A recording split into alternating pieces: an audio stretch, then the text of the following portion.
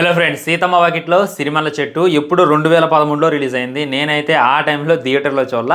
ఇవాళ special show వేస్తే చూడడానికి అయితే వెళ్ళా. సినిమా చూస్తున్నప్పుడు నా ఫీలింగ్ రివ్యూలు వద్దు, మనకి ఎక్స్పీరియన్స్ అయితే మాట్లాడుకుందాం.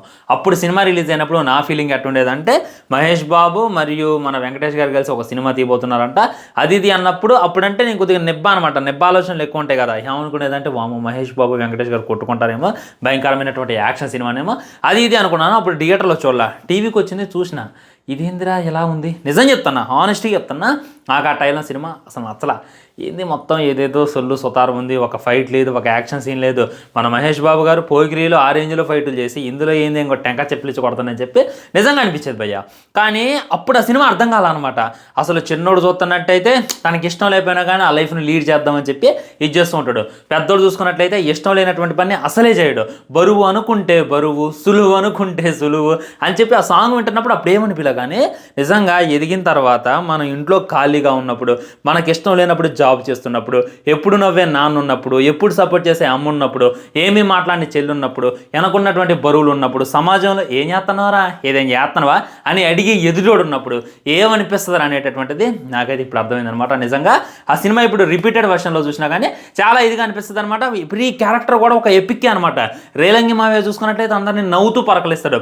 అలాంటి క్యారెక్టర్ ఖచ్చితంగా ఇంట్లో ఒక్కలేని ఉండే ఉంటాడు. పెద్దోడు చూసుకున్నట్లయితే మాట పడ్డు, ఎవరినైనా సరే లెక్క లేకుండా మాట్లాడుతాడు. నువ్వు కంపెనీకి ఎండిఓ అయితేంది, సీఈఓ అయితేంది, ఎవడైతే నా తొక్క అని చెప్పి తీసేసి మాట్లాడుతాడు. చిన్నోడు చూసుకున్నట్లయితే అందరినీ కలుపుకొని పోతాడు. ఈ విధంగా చాలా అంటే చాలా ఎమోషన్ అయితే ఆ సినిమాలో పండించారు. ప్రతి క్యారెక్టర్ని చాలా బాగా పడుకొని ఇది చేసేటటువంటి ప్రయత్నం చేశారు. ఇంకా నాకు ఈ సినిమా థియేటర్లో చూసినప్పుడు కలిగినటువంటి ఫీలింగ్ ఏంటంటే, వాళ్ళ చెల్లి పెళ్లి చేసేదప్ప. నిజంగా మన ఫ్రెండ్స్ అందరం కూడా చేసేస్తారనమాట. సిస్టర్ పెళ్ళైనా బ్రదర్ పెళ్ళైనా కానీ ఫ్రెండ్స్ అంతా వచ్చి ఈ విధంగా కలిసి చేయాలరా అనేటటువంటి ఫీలింగ్ కలిగిద్ది. నిజంగా పెళ్ళి ఈ విధంగానే జరిగిద్దేమో అనేటటువంటి అట్మాస్ఫియర్ని అయితే అక్కడ క్రియేట్ చేయడం జరిగింది. అదైతే హైలైట్, నాకైతే బాగా నచ్చింది అనమాట.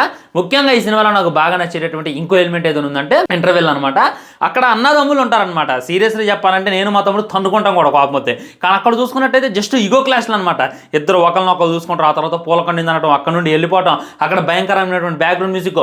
అప్పుడు అర్థం కాల ఆ సినిమా వాల్యూ. కానీ ఇప్పుడు చూస్తున్నప్పుడు నిజంగా ప్రతి ఒక్కరికి కూడా టచ్ అయ్యే ఉందన్నమాట. ఇంకా సెకండ్ హాఫ్ చూసుకున్నట్లయితే సినిమా రిలీజ్ అయ్యే ముందు చాలా మంది ఏమనుకున్నారంటే, పెద్దోడి పెళ్లితో సినిమా స్టార్ట్ అయితే చిన్నోడి పెళ్లితో సినిమా అయితే ఎండ్ అయితే అని చెప్పి ప్రతి ఒక్కరు అనుకున్నారు. కానీ మొత్తం రివర్స్ అయిపోయింది అనమాట.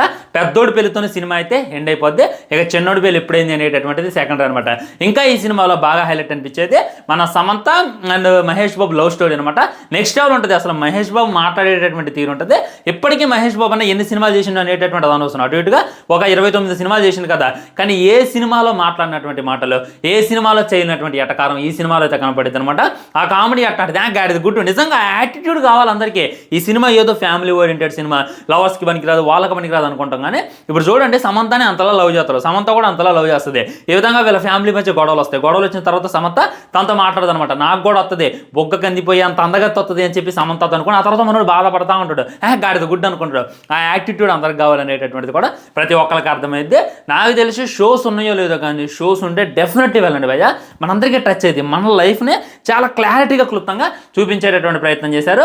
ఈ సినిమా ఇప్పుడు రిలీజ్ అయి ఉంటే, అంటే ఇప్పుడు మరి జనాలు ఎలా రిసీవ్ చేసుకున్నారు అనేటటువంటిది నాకు తెలియదులే, కానీ ఖచ్చితంగా 1000 కోట్ల క్లబ్ అని చెప్పి నేనైతే అనుకుంటున్నాను అనమాట.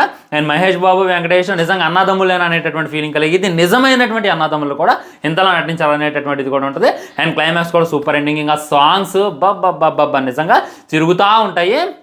ఒక 10 సంవత్సరాలైనా కానీ ఇప్పటికి కూడా ఆ సాంగ్స్ చాలా ట్రెండ్ అవుతూ ఉంటాయి. ఇప్పటికి కూడా ఇన్స్టాగ్రామ్లో మనకి కనపడుతూనే ఉంటాయి అనమాట. అసలు 6 అడుగులు ఉంటాడా 7 అడుగులు వేస్తాడా ఆ సాంగ్ అయినా, ఈ విధంగా ఎలివేషన్ సాంగ్ అయినా, లైక్ ఎమోషన్ సాంగ్ అయినా అంతా కూడా నెక్స్ట్ లెవెల్ అని చెప్తా. ఇంకా రేలంగి మా క్యారెక్టర్ని ఎప్పటికి కూడా మన SRH విలియమ్సన్ వస్తున్నా, న్యూజిలాండ్ వస్తున్నా, రేలంగమే వచ్చిందా చెప్పి ప్రతి ఒక్కరు ట్రోల్ చేయడం అయితే మనమే చూడొచ్చు అనమాట. ప్రతి ఒక్క మేమైతే నాకైతే గుర్తొచ్చింది. అది సినిమా ఎక్స్పీరియన్స్ అయితే. సో మీరు చూసారా లేదా, మీకు ఏ విధంగా అనిపించింది సీతమ్మ వాకిట్లో సినిమాల చెట్టు మూవీ అనేటటువంటిది డెఫినెట్లీ కింద కామెంట్ చేయండి. ఉంటా చెప్పడం మర్చిపోయినా. And Venkatesh Geethanjali love story ఇది కూడా నెక్స్ట్ లెవెల్ ఉంటుంది అనమాట. అసలు ఈ విధంగా కూడా లవ్ ఉంటుంది అనేటటువంటి ఫీలింగ్ కలుగుతూనే ఉంటుంది. కానీ చాలా మందికి తెలియదు. అందరూ కూడా లవర్ అనగానే గంటలు సొల్లేసేటోళ్ళు ఉంటారు. ఉదాహరణకి మన మహేష్ బాబు చూసుకున్నట్లయితే సమంతతో గంటలు మాట్లాడతారు. కానీ ఇక్కడ పెద్దోడు చూసుకున్నట్లయితే, వెంకటేష్ చూసుకున్నట్లయితే గీతాంజలితో ఒక మాట కూడా మాట్లాడు. ఇది లవ్వే అది లవ్వే అనేటటువంటిది చూపించడం. ఈ విధంగా ఒక్క సినిమాలోనే ఇన్ని క్యారెక్టర్లు నింపడం అయితే గ్రేట్ డైరెక్టర్. ఈ థాట్స్కి హైలైట్ అని చెప్తా. డెఫినెట్గా వెళ్ళండి, చూడండి. ఉంటా మరి బాయ్. ఛానల్ని సబ్స్క్రైబ్ చేయండి, వీడియో లైక్ చేయండి. వీళ్ళని దొరికి వీడియోని షేర్ చేయండి. ఆల్రెడీ చావా రివ్యూ అప్లోడ్ చేసా, వీళ్ళు అది కూడా చూసారటువంటి ప్రయత్నం చేయండి. Bye bye.